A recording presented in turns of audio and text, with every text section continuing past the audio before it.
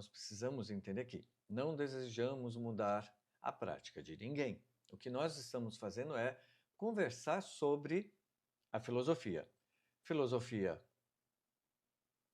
clara e totalmente equilibrada, o fundamento está alinhado e o que acontece? Os rituais estão estruturados. Conceitos e filosofias confusos, fundamentos atrapalhados, rituais desconexos.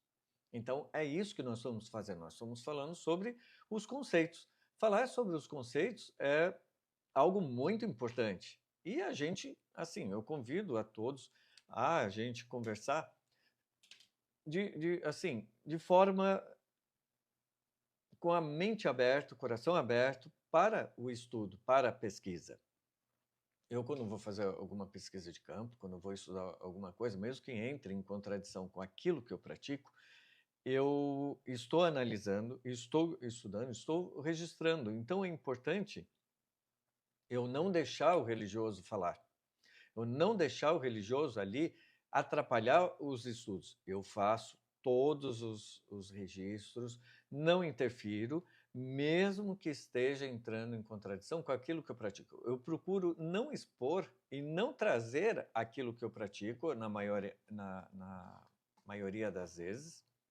Por quê? É importante trazer para as pessoas, é importante trazer para os batuqueiros, para os estudiosos, para os que frequentam os batuqueiros, né? A informação como ela é. Eu preciso trazer algo sem eu influenciar. Por quê? O cientista, o estudioso, o pesquisador, ele precisa ser isento. Então, o meu cuidado com os textos e com o material é gigantesco. Por quê? Eu registro o que eu coletei e apresento.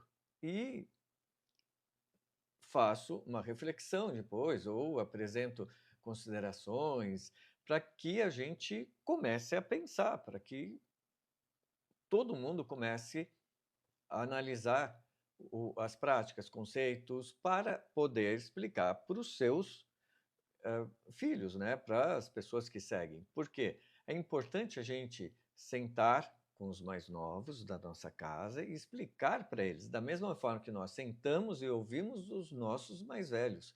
É importantíssimo isso. Você não sabe, assim, as pessoas hoje estão tendo muita informação fora, algumas coisas conflitantes, duvidosas, e precisam dos mais velhos deles atualizados para poderem passar as informações corretas.